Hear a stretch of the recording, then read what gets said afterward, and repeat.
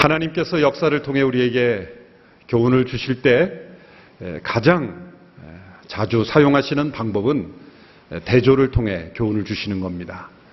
흥하는 자와 망하는 자, 성공하는 자와 실패하는 자, 또 하나님이 택하신 자와 버리신 자를 뚜렷하게 대조시켜 주시는 것입니다. 서로 다른 시대 속에서 이런 대조를 보아도 우리에게 교훈이 되지만 동일한 시대, 또 동일한 문화, 동일한 장소에서 또 동일한 문제 앞에서 동일한 위기 앞에서 서로 다른 모습으로 반응하는 그 두 사람을 대조함으로써 하나님은 우리를 교훈하십니다. 특별히 사무엘서를 보면 이 대조되는 두 인물이 뚜렷하게 나타납니다. 그래서 대조의 책이다라고 이름을 붙이기도 합니다.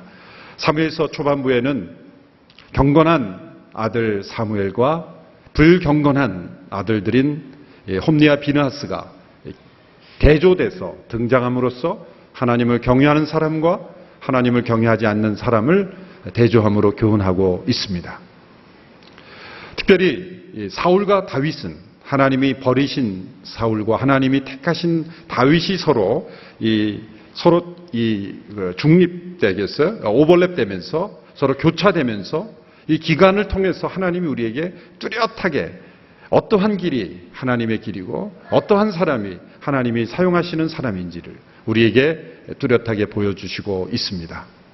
하나님께 버림받은 사울은 스스로 자신의 위치를 지키려고 안간힘을 쓰지만 점점점 리더십을 잃어가고 백성들로부터 존경과 사랑을 잃어버려가고 있지만 하나님께 선택받은 다윗은 자신의 위치에 대한 관심조차 없습니다. 내가 왕이 되어야 되겠다는 그런 비전과 야망조차 없습니다.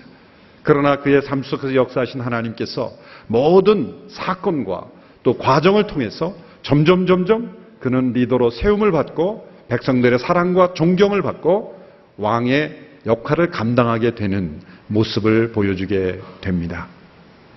사울의 이 비정상적인 상태, 악한 영에 의해서 시달리는 모습을 지난주에 우리는 함께 살펴보았습니다. 악의 영에 시달려서 때로 광기 어린 사람으로 살인적인 모습으로 변해버리는 이 사울에 관한 소문이 이스라엘뿐만 아니라 이웃나라 블레셋에게까지 소문이 전해졌을 것이 틀림없습니다. 이웃 국가에게서는 한 국가 지도자의 비정상적인 상태는 전쟁을 하기에 아주 좋은 절호의 기회로 여겨졌을 것입니다. 이미 블레셋은 사무엘상 14장에 보면 요나단과 그 병기든 자의 믿음의 행동을 통해서 믹마스라는 곳에서 큰 패배를 겪었습니다. 그리고 복수의 기회를 계속 불태우고 있었죠. 그동안의 블레셋은 더 나은 무기, 더 좋은 무기로 그 당시에 최신 무기라고 할 수 있는 이 철제 무기들, 그 당시에 역사에 보면 이 블레셋이 해안 지역에 있었기 때문인지 가장 먼저 철기 문화를 받아들였죠. 이스라엘은 없는 무기들이 블레셋에서는 있었던 것입니다. 이런 보다 더 발전된 철기 무기들로 무장한 블레셋 군인들은 그 당시에 사울이 지배하고 있는 너무나 불완전한, 너무나 이상한 상태에 있는 그런 사울이 지배하고 있는 이스라엘을 공격할 기회를 찾게 되었던 것입니다. 이러한 위기는 정말 하나님을 의존하고 있는 사람이 누구인가? 자기를 의존하고 세상을 의존하고 있는 사람이 누구인가를 분별해 주는 기회인 것입니다. 하나님이 정말 택한 사람이 누구인가? 하나님이 버린 사람이 누구인가를 분별해 주는 기회가 되는 것입니다. 진전이 역사의 거인이 누구인가?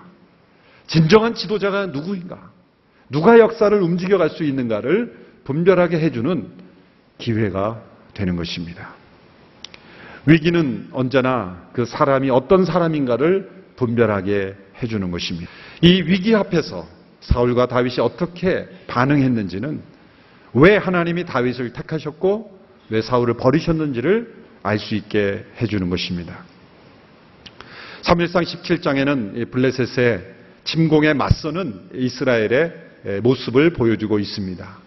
이 가운데 우리가 너무나 잘 알고 있는 다윗과 골리앗의 이야기가 등장합니다.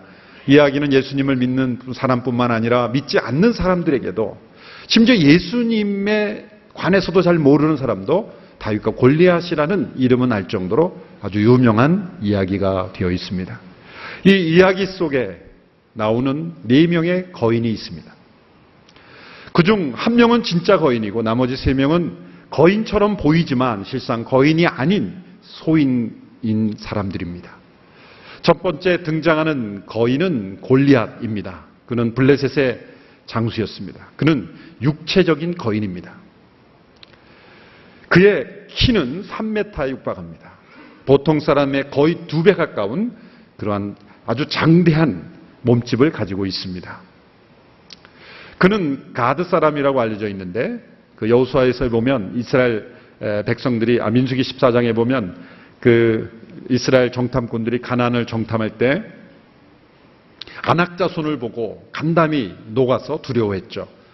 바로 그 정탐꾼 10명을 두렵게 했던 그 아낙 사람의 조상, 그 족속으로 알려져 있습니다. 그 중에서도 가장 큰 사람이었겠죠. 바로 그 사람이 골리앗이었습니다. 그가 입고 있는 이 갑옷과 무게에 대해서 성경은 아주 자세하게 설명을 하고 있는데, 그가 입고 있는 이 갑옷의 무게만 해도 57kg, 5,000세켈인데 환산하면 57kg이에요. 웬만한 분의 몸무게에 해당되는 그 무게를 그는 갑옷을 입고 있었던 겁니다. 머리에도 청동투구, 다리에도 온 몸을 다 청동 갑옷으로 그렇게 감싸고 있는 사람입니다. 그가 들고 있는 창의 그 끝의 무게만 해도 거의 6.85kg, 굉장히 무거운, 한 사람이 들기도 어려운 무게를 그는 그 휘두를 수 있는 아주 간편한 무기로 사용할 수 있는 엄청난 힘을 가진 거인입니다. 그야말로 거인입니다. 그러나 자세히 이 골리앗의 상태를 살펴보면 그는 소인 중에 소인입니다. 왜냐하면 그가 온몸을 다 갑옷으로 두르고 나왔다는 건 그만큼 두려움이 많다는 거예요. 머리부터 발끝까지 그렇게 큰 거구가 무엇이 두려워서 온몸을 다 그런 무거운 그런 갑옷으로 감싼단 말입니까? 그의 마음속에 있는 두려움을 보여주는 거예요. 목소리는 크지만 그는 겁쟁입니다.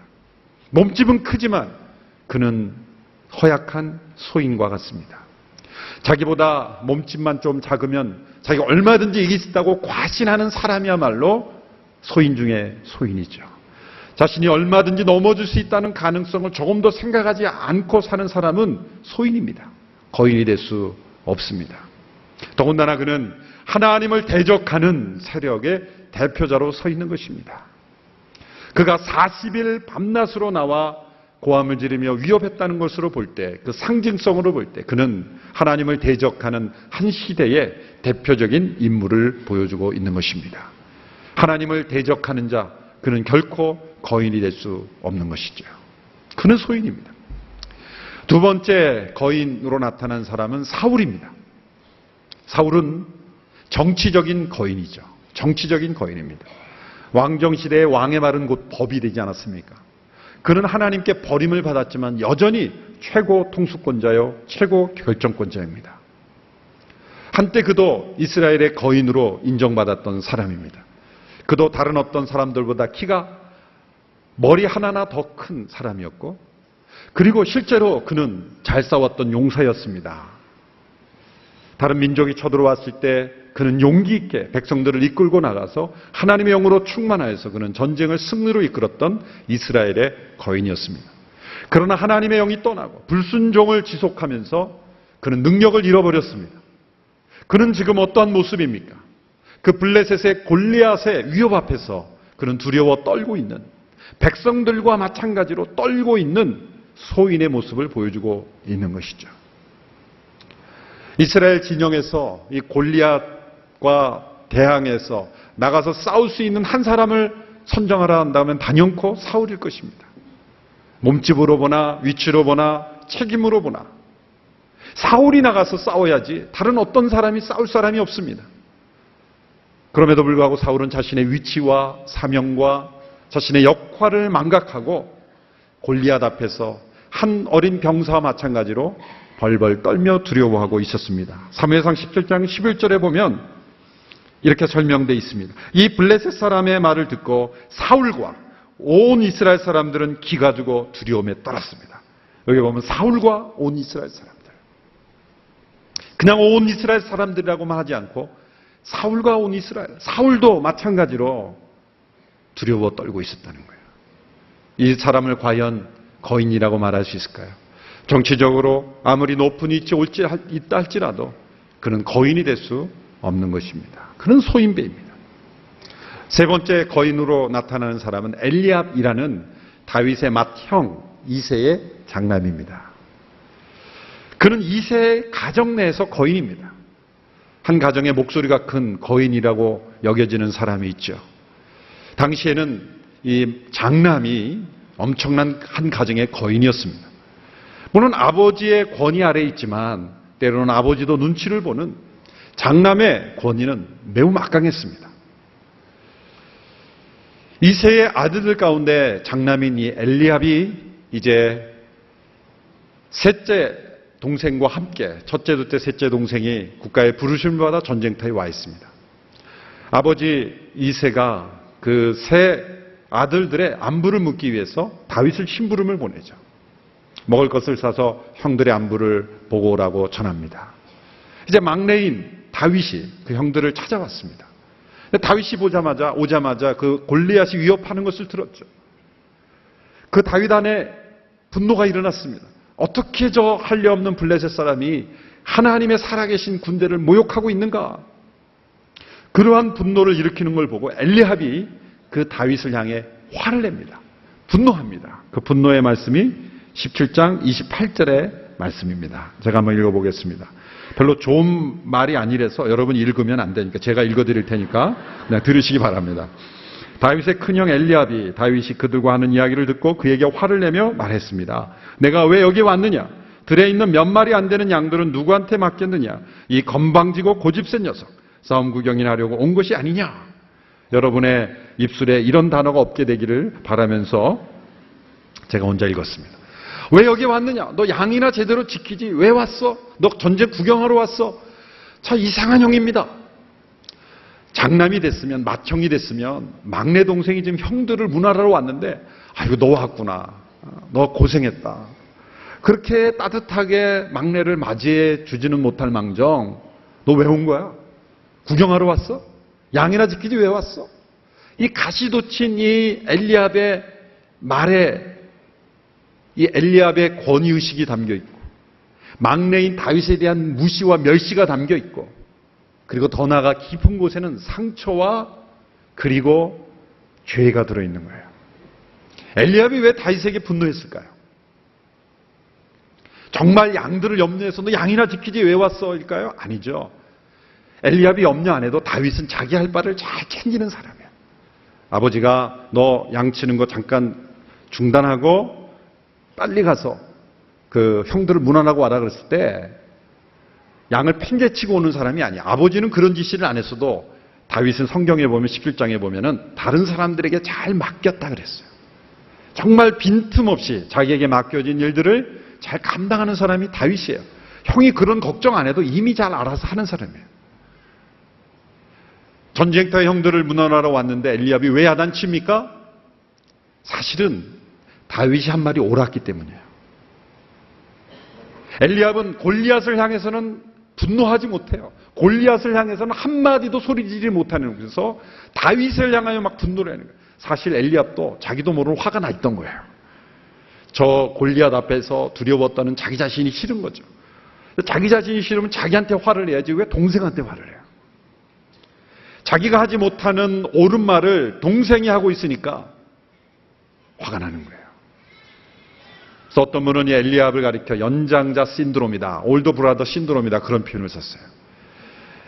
나이가 더 있는 사람이 자기보다 어린 사람이나 자기 밑에 있는 권위 아래에 있는 사람이 더 옳고 분별력 있으면 견디질 못하는 거예요. 하는 일마다 제대로 하고 하는 일마다 옳게 하면 괜히 기분 나쁜 거예요. 그래서 막 핍박하는 거예요. 이게 엘리압의 유형이에요. 괜히 분노하고 화내고. 사실 다윗은 아무것도 잘못한 거 없어요. 그가 한 일은 옳은 말을 했을 뿐이에요. 그런데 뭐라고 평가합니까? 이 건방지고 고집센 녀석. 다윗이 건방지게 한 것이 아닙니다. 그는 옳은 길을 택했고 하나님을 향한 중심이 있었을 뿐이에요. 이 비슷한 케이스가 사실 요셉입니다. 되게 구약 이야기를 읽으면서 피상적으로 읽으면 요셉이 고자질을 해서 형들에게 미움을 받아 이렇게 했는데, 저는 그 번역상에 오류가 있다고 봅니다. 그건 엄밀한 고자질기보다 요셉이 부모에게, 야곱에게 말한 것은 애매하게 형들을 위기로 몰려온 것이 아니라 형들이 잘못해가는 것을 보고 분별을 한 거예요. 아, 이건 형들이 지금 잘못하고 있다.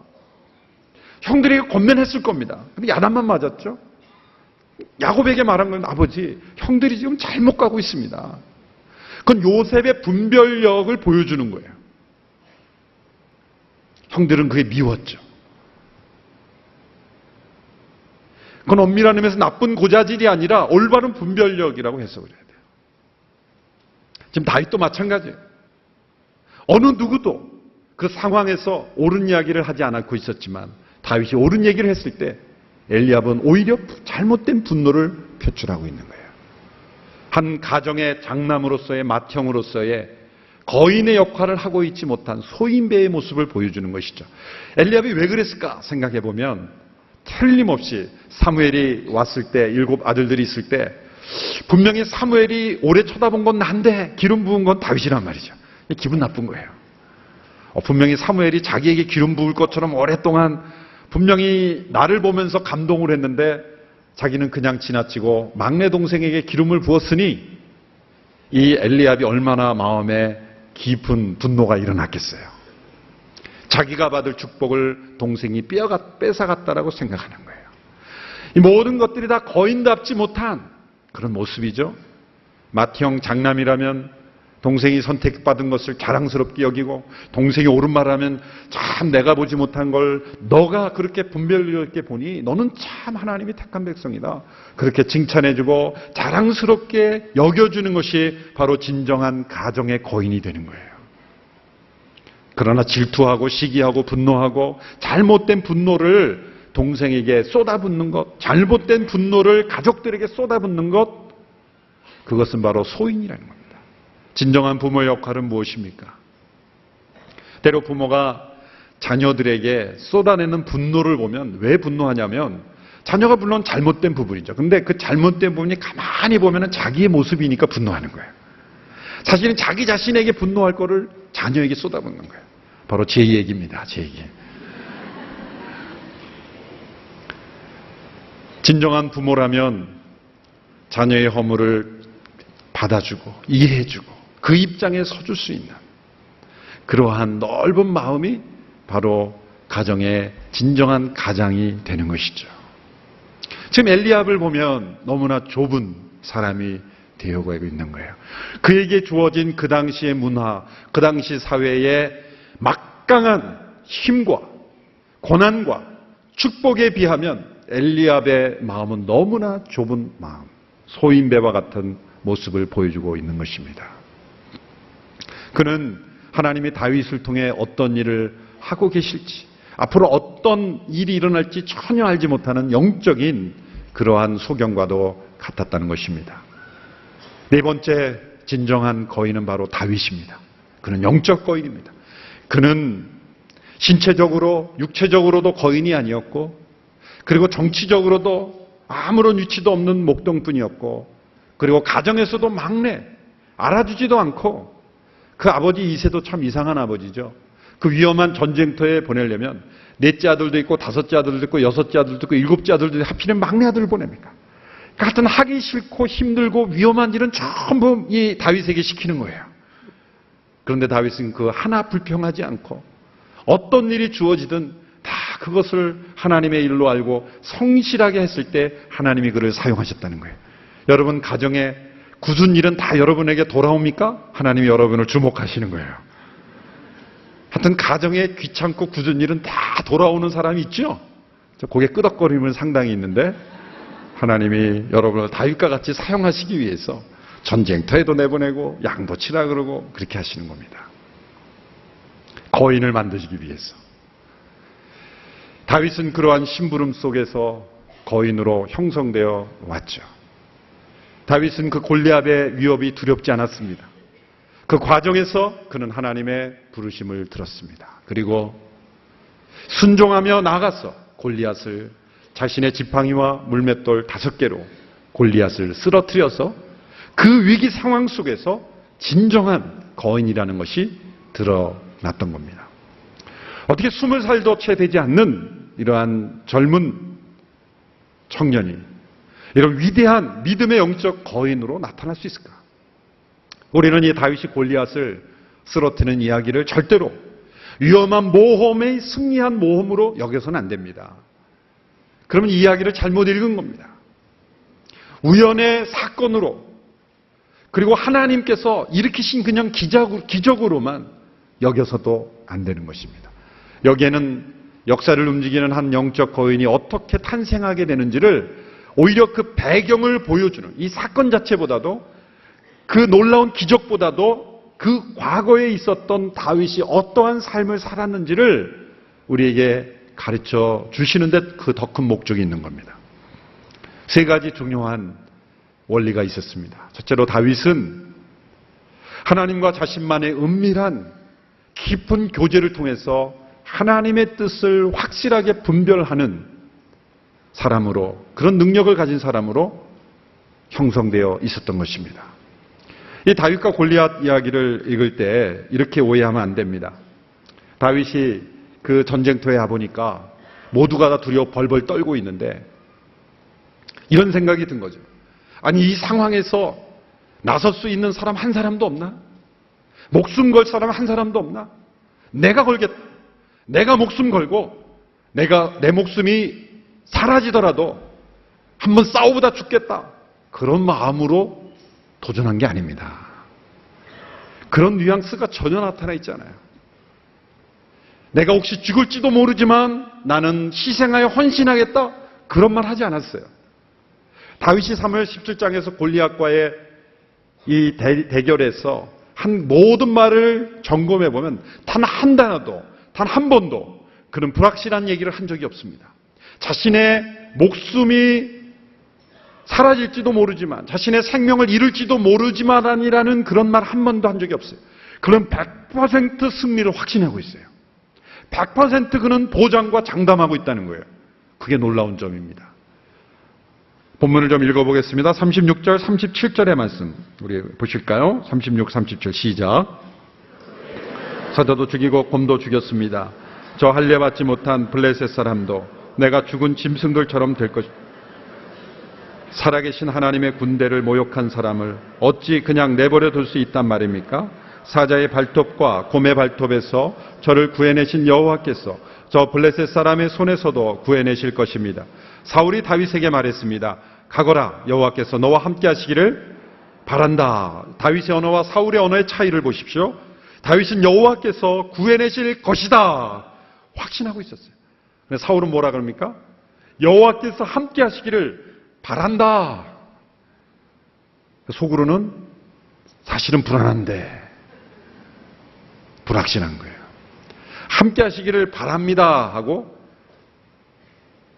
하나님께서 나를 건져내실 것이다. 차이가 있는 거죠. 더 큰 확신은 46절에 나옵니다. 46절 말씀 같이 읽어볼까요? 시작. 오늘 여호와께서 너를 내 손에 넘겨주실 것이고 나는 너를 쳐서 내 목을 벨 것이다. 오늘 내가 이 블레셋 사람의 시체를 공중의 새들과 땅의 짐승들에게 주면 이스라엘에 하나님이 계신 것을 온 세상이 알게 될 것이다. 이 골리앗에게 말할 때도 확신이 있죠. 오늘 하나님께서 너를 내 손에 붙이실 것이고 나는 너의 목을 벨 것이다. 100% 확신이에요. 그러니까 이 말을 종합해보면 다윗은 내가 어떻게 될지 모르지만, 내가 죽을지 살지 모르지만 도전해보겠다, 그게 아닙니다. 다윗은 확실히 자신의 승리를 장담하고 있었어요. 이런 장담은 자기 자신을 잘 모르는 그런 그 어리석음에서 나온 게 아니에요. 왜 다윗이 이렇게 말할 수 있었을까요? 자, 다윗이 골리앗과 싸우기로 결정한 시점을 생각해 보세요. 언제 결정했을까? 분명히 그가 집에서 떠날 때는 싸우러 온 것이 아니죠. 그렇죠? 내가 골리앗과 대전하러 가겠다. 그래서 나온 게 아닙니다. 전쟁터에 와서 보니 골리앗을 본 거예요. 그때로부터 사울에게 내가 가서 싸우겠다라고 말한 그 시점, 그 사이에 결심을 한 겁니다. 그럼 그 사이에 무슨 일이 일어난 거예요? 다윗이 그냥 도전한 게 아니라 내가 한번 싸워보겠다가 아니라 그는 하나님으로부터 너가 나가 싸워라라고 하는 부르심과 음성을 들은 거예요. 그게 키예요. 성경에는 나와 있지 않죠. 그러나 다윗은 양을 칠 때 지금까지 살아온 20년이 채 되지 않는 인생이었지만 그런 인생의 매 순간순간 하나님과 동행하는 삶 가운데 다윗만이 아는 하나님의 뜻을 분별하는 그러한 과정을, 훈련 과정을 통해서 그는 이 골리앗의 음성을 들으며 하나님의 음성을 들은 거예요. 내가 너를 이곳으로 인도한 것은 부모의 심부름 때문인 것 같지만 아니다. 저 골리앗과 너가 싸우도록 인도한 것이다. 그리고 골리앗을 너의 손에 붙일 것이니 너는 담대하게 나가 싸워라. 하나님의 확실한 음성과 부르심을 들은 거예요. 그러니까 이렇게 말하시죠. 오늘 여호와께서 그를 내 손에 붙일 것이다. 이거는 자기가 만들어내는 확신이 아닙니다. 하나님께서 말씀하셨기 때문에 확신할 수 있는 거예요. 가나안을 정탐했던 10명의 정탐꾼들이 그 안악자손, 이 골리앗과 같은 족속의 사람들을 보면서 두려워 벌벌 떨었지만 여호수아와 갈렙은 어떻게 말했습니까? 아니다. 저들이 우리의 밥이다. 하나님이 저들 우리 손에 붙이실 것이다. 어떻게 100% 확신했죠? 하나님이 말씀하셨기 때문에. 하나님이 이미 말씀하신 거기 때문에 의심이 없었던 거예요. 다윗도 마찬가지입니다. 다윗의 용기가 컸기 때문에 이런 말을 하는 게 아닙니다. 다윗이 아무것도 모르는 무모한 청년이기 때문에 이런 말을 하는 게 아닙니다. 다윗은 분명히 하나님께서 골리앗을 자신의 손에 붙이신다는 것을 들었기 때문에 자신 있게 사울에게 말하고 자신 있게 골리앗 앞에서 말한 거예요. 입으로는 오늘 여호와께서 나를 붙일 것이다 그러면 속으로는 벌벌 떨면서 아니면 어떡하지? 그게 아니에요. 안에서부터 올라오는 담대한 확신이 있었던 거예요. 여러분, 동일한 확신이 어디 있었습니까? 사울이 말리지 않습니까? 너가 나설 때가 아니다. 저 골리앗은 어려서부터 군인으로 훈련받았고 너는 목동안이었나? 너가 나설 때가 아니다. 그렇게 말리니까 다윗이 과거의 경험을 말하죠. 내가 베들레헴 들판에서 양을 칠 때 사자와 곰이 와서 양을 잡아갈 때 내가 뒤쫓아가서 그 사자와 곰과 싸워서 때려 죽인 적이 있습니다. 여러분, 이 말씀을 보면서 저는 깜짝 놀랐어요. 가만히 그 말씀을 곰곰이 살펴보니까 이런 상황이 아니에요. 저는 예전에 그냥 성경을 읽을 때 피상적으로 읽었구나 그렇게 생각했어요. 양을 잘 치고 있는데 사자와 곰이 나타나서 양을 지키기 위해서 막 싸웠다고 생각하는데 그게 아니라 잠시 다윗이 못 본 채 아니면 잠시 다윗이 자리를 비웠을 때 사자와 곰이 와서 양을 채간 거예요. 채가고 있는 거예요. 그런데 뒤늦게 와서 본 거죠. 자, 그 상황이라면 보통 사람이라면 저 같은 보통 사람이 어떻게 생각할까요? 하나님 감사합니다. 제가 없을 때 사자와 곰이 오게 하신 것을 감사합니다. 제가 있었으면 큰일 날 뻔했겠네요. 그렇게 생각하지 않을까요? 저만 그렇게 생각할까요? 여러분이라면 어떻게 했어요? 여러분 있을 때 사자와 곰이 나타나면 좋겠습니까? 없을 때 나타나면 좋겠습니까? 그렇죠? 당연한 거 아니겠어요? 근데 다윗은 어떻게 했냐면 뒤쫓아갔다는 거예요. 아니, 저는 이거 보고 이렇게 생각했어요. 아니, 자기 목숨이 중요하지 양이 그렇게 중요할까? 저 같으면 양 하나 먹고 그냥 오지 마라 그럴 것 같아요. 그런데 그 맹수와 싸우기 위해서 양을 찾기 뒤쫓아갔다? 대단한 거죠. 뭔가 보통 사람의 몸이 이상한 거예요. 그런데 왜 그런 행동을 했을까요? 저는 틀림없이 그 과정에도 하나님이 이 다윗에게 말씀하신 거예요. 뒤쫓아가라. 뒤쫓아가라. 왜 한 마리의 양을 다시 찾기 위해 그 사자와 곰을 뒤쫓아갔을까요? 한 마리의 잃어버린 양을 찾기 위해 자신의 몸을 십자가에 내어주시는 선한 목자의 조상으로서의 모습을 보여주기 위해서 하나님께서는 뒤쫓아가서 양을 되찾아오게 만들으신 거예요. 다윗이 물론 허약한 청년은 아니었겠죠. 그도 열심히 훈련했을 거예요. 그러나 하나님의 특별한 임재와 능력을 통해서 삼손에게 부어주셨던 능력과 같은 능력을 주셔서 그가 사자와 곰과 싸울 수 있는 능력을 주신 것입니다. 그때도 무모한 모험심으로 한번 내가 싸워볼까? 그래서 싸운 게 아니죠. 여러분 사자와 곰과 싸울 때 한번 붙어볼까? 그래서 붙는 사람이 있습니까? 호기심으로 모험심으로 싸우는 게 아닙니다. 다칩니다. 그리고 죽습니다. 사람의 생명을 그렇게 무모하게 던질 수가 없는 거죠. 여기에는 특별한 하나님의 음성과 부름이 있었던 거예요. 너는 뒤쫓아가서 그 양을 되찾아오라 라는 하나님의 분명한 확신의 말씀이 있었기 때문에 그는 가서 싸운 거예요. 그 경험을 되살리면서 제가 그랬습니다. 여러분, 그러니 이 다윗 앞에 선 골리앗을 보면서 다윗의 눈에는 곰보다 더 둔한 곰이에요. 골리앗은. 온몸을 두꺼운 갑옷으로 하고 뒤뚱뒤뚱 걷는데 몸집은 크지만 사실은 다윗은 하나도 무섭지 않은 거예요. 살아있는 곰이 무섭습니까? 잘 곰처럼 생긴 사람이 무섭습니까? 살아있는 곰이 더 무서운 거예요.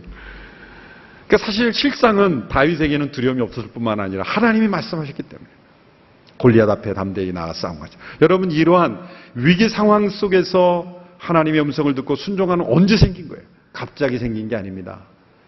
일상생활 속에 양을 치면서 하늘을 바라보며 하나님을 예비하며 매일매일의 큐티와 기도 생활을 통해서 그의 귀는 열려 있었던 거예요. 그래서 특정한 위기 상황 속에서 하나님의 음성이 잘 안 들리는 것은 일반적인 생활에서 하나님과 동행하지 않아서입니다. 만일 매일매일의 일상생활에 하나님과 동행하는 사람은 어떤 위기나 위험한 상황에 닥쳐도 하나님이 생생하게 분명히 인도하십니다. 그게 위기 상황 속에서 영적 거인이 되는 비결이에요. 위기 자체가 거인을 만드는 게 아니라 이미 거인이었던 것을 위기가 드러나게 한 것뿐이에요. 둘째로 다윗은 이 하나님을 향한 순수한 동기가 있었어요. 하나님의 이름이 더럽혀지고 하나님의 백성들이 모욕받는 것에 대한 이 거룩한 분노, 그 분노가 있었다는 거예요. 사울 왕은 큰 상을 내걸었죠. 아무도 골리앗과 싸우려 하지 않으니까 골리앗과 싸우는 사람이 나올 수 있도록 상을 엄청나게 준비했어요. 큰 재물을 주고 또 이기는 자는 사위를 삼겠다고 하고 딸을 주겠다 그러고 그리고 세금을 다 면제해 주겠다. 가정의 모든 집안의 세금을 이제 대대토록 면제해 주겠다. 얼마나 큰 상입니까? 그런데 아무도 안 나서는 거예요. 왜? 그 모든 재물보다 왕의 사위가 되는 것보다 자기 목숨이 더 중요하니까. 그러나 다윗은 그 상이 크기 때문에 왕의 사위가 되기 위해서 그런 싸운 게 아닙니다. 그런 어떤 보상과 상을 기대하고 싸운 것이 아니라 오직 한 가지 동기, 유일한 순수한 동기가 있다는 것은 하나님의 이름이 더럽혀지는 것에 대한 분노였다는 거예요. 여러분, 이런 분노가 있는 사람은 오늘 이 시대에 하나님이 영적 거인으로 사용하실 줄로 믿습니다.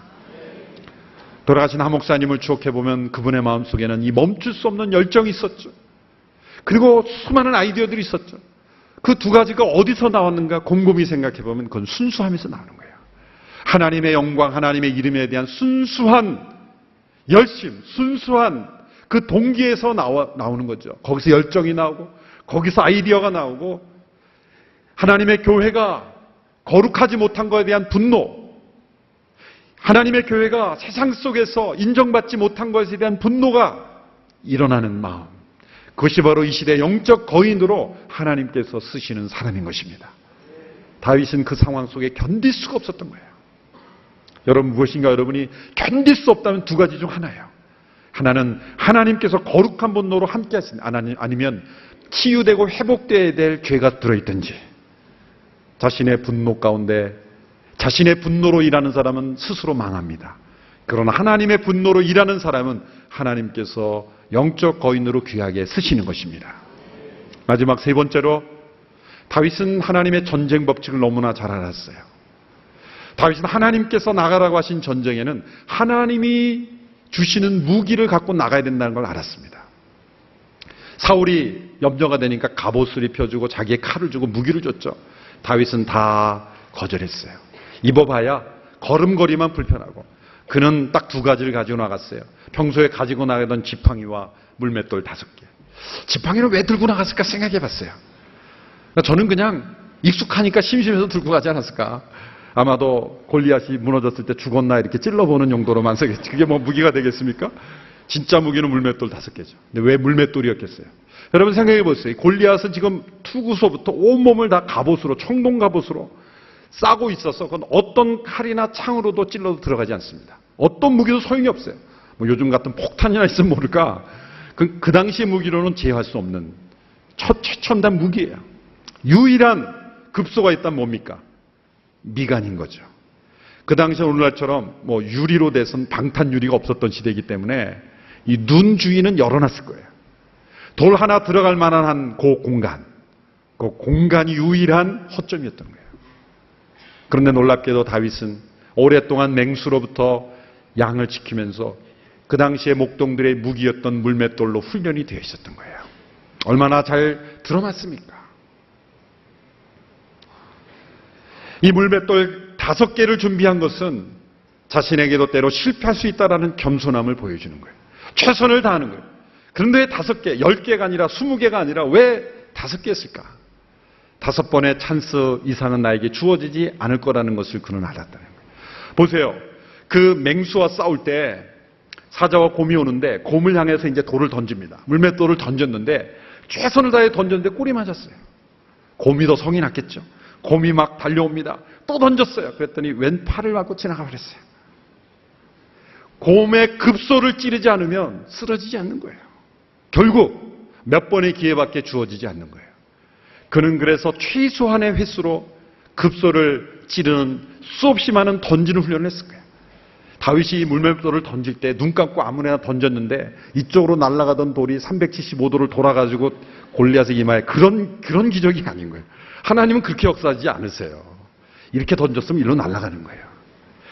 다윗은 끊임없이 목동 생활에 목표를 향해 맞출 수 있는, 그것도 움직이는 표적을 맞출 수 있는 훈련을 끊임없이 했던 겁니다.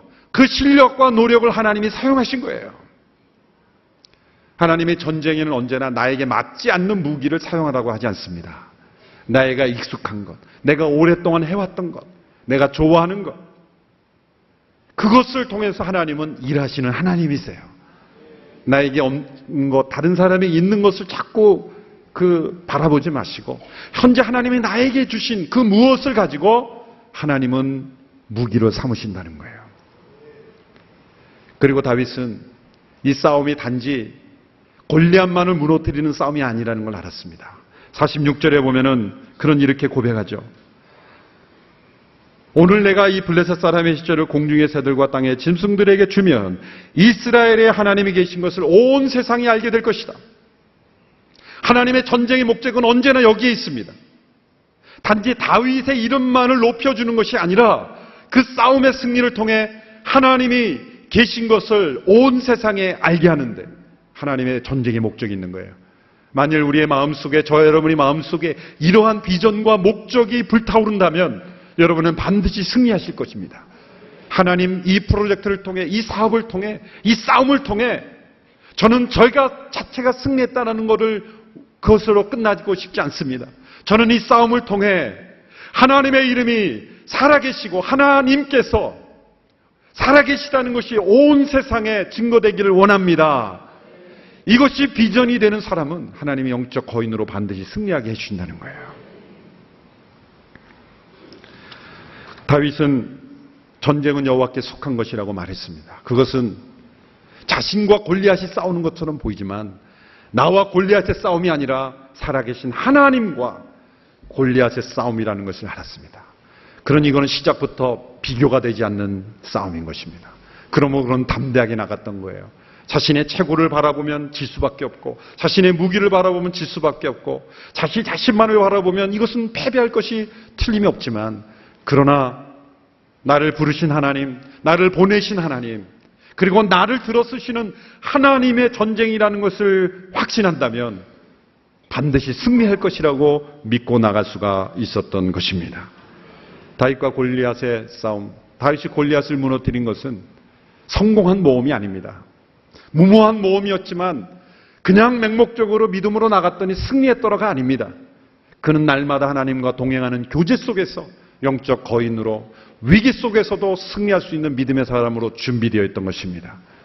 그리고 하나님 앞에 하나님을 향한 그 순수한 동기로 거룩한 분노로 나아가는 사람을 하나님은 반드시 사용하신다는 것을 보여주는 사건입니다.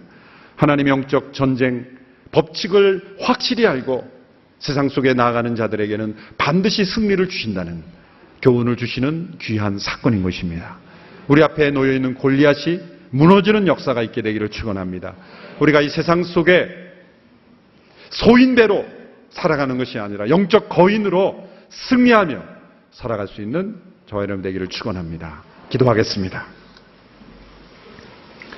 하나님 아버지, 우리 앞에 다가오는 이 세상의 골리앗, 다윗과 같은 믿음의 용기와 지혜로 승리케 하여 주시옵시고 우리 모두가 영적 거인으로 하나님 앞에 쓰임받는 모두가 되게 하여 주시옵소서. 예수님의 이름으로 기도하옵나이다.